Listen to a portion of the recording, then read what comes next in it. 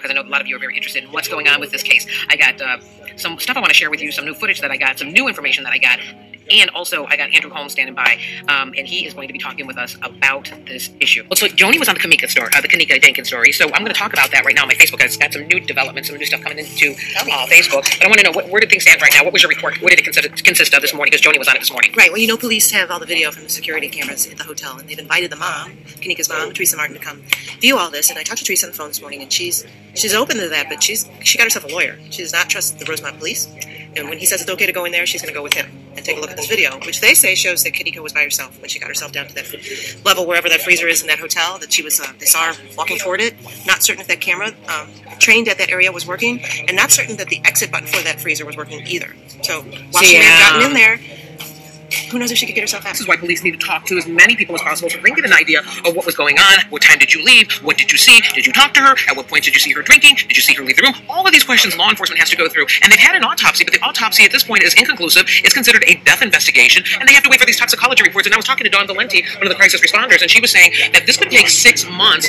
for some of those toxicology tests to come back. It usually takes several weeks. That's what the coroner is telling us now. The initial autopsy didn't show anything or give them an obvious cause of death, which indicates to us that there was no trauma to the body. So they have to do toxicology, and that can take a long time. Let's get Andrew in here real quick here, because I want to have Andrew join in and talk a little bit about this. Andrew, I'm going to put you on speakerphone now, okay? Andrew, can you hear me? Yeah, I can hear you. Okay, we're here with Joni. Hi, Andrew. So it's Anita and Joni here, and we're talking about this case. So Andrew, talk to us right now. Where do things stand? Has the mom told you when they're going to go see this video? Yeah, when I spoke with the mom, she's going to look at the video surveillance either sometime this afternoon or this evening. I'm just waiting on a call from her. I have been talking with her off and on this morning. Okay, so she hasn't seen the video, but have you seen this video? Yes, I have took a look at the video surveillance from start to end. And what can you tell us about that? What did you see? At this point, what do you know?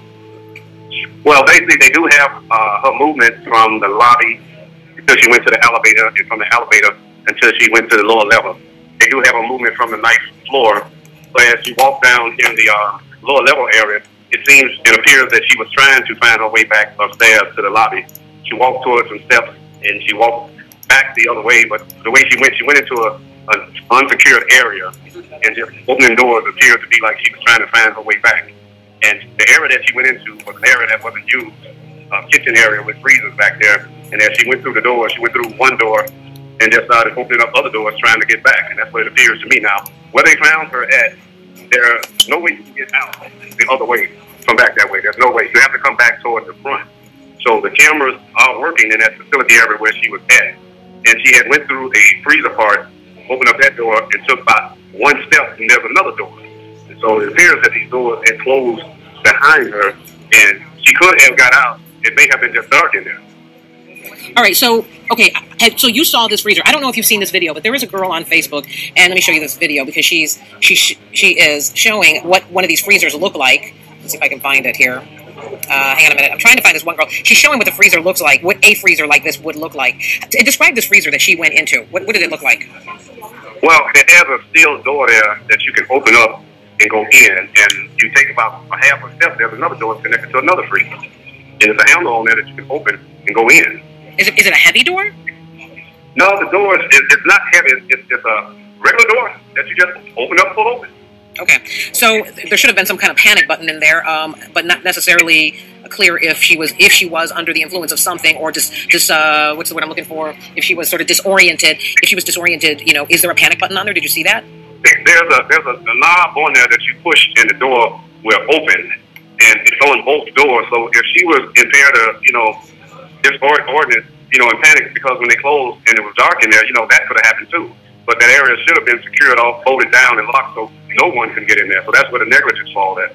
All right, so, I know one of the concerns was that she may have been sexually assaulted. We don't know that because the autopsy comes back, at this point, only a death investigation. Do you know if she was sexually assaulted, or were there any indications on that?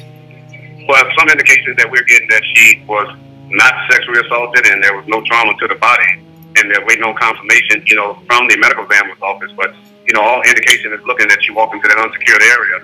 And, God rest her soul, it's just an area that she shouldn't have been in. But the mother just wants the infighting with the Facebook and all of those to stop because it's not doing any good. And if they had any solid evidence they should go give that to the detective instead of fighting among each other, making enemies out of each other. Are you talking about the people that were in the room fighting among each other? Well, the people who are posting stuff on social media and Facebook. I mean, if you have solid evidence, he just wants you to go to the police detectives and give them that. Stop fighting among yourself, saying this happened, this happened. If something illegal happens, then you need to turn that information over to the detectives. Yeah. And with the $200 about to set her up, that has been established that was $200 about the parking in there. If you lose your ticket, then you have to pay $200 to get your car out of the parking area there, and that's what they were talking about. Well, so I'm glad you're clearing that up, because are you guys listening to this? What a lot of speculation that we were hearing on Facebook, Joni, was that somebody was paying money to sexually assault this young lady. This is all the problem with social media. And that Andrew is saying that that is not the case, that this had to do, the $200 comments were about parking. That if you lose your ticket for parking, you have to pay a fine of $200. That's what the $200 was about. That's what we understand, right? But people took it and ran, and they heard people saying a big dollar amount, and they took it and ran and went down the wrong alley with that. But Andrew has figured posted out there in the parking facilities about that. If you lose your ticket, there will be a $200 fine that you have to pay, for the fee to get your car out of the parking facility. Okay, so we've established that possibly the $200 conversation was really about parking money and fines, not about paying to get with somebody, correct? Yes, ma'am, that's correct. Okay, we've established that, you have been able to establish that the young lady was not sexually assaulted, from what they can tell at this point, correct? Yeah, at this point, they can tell that she wasn't sexually assaulted, and it didn't come out and appears to be that.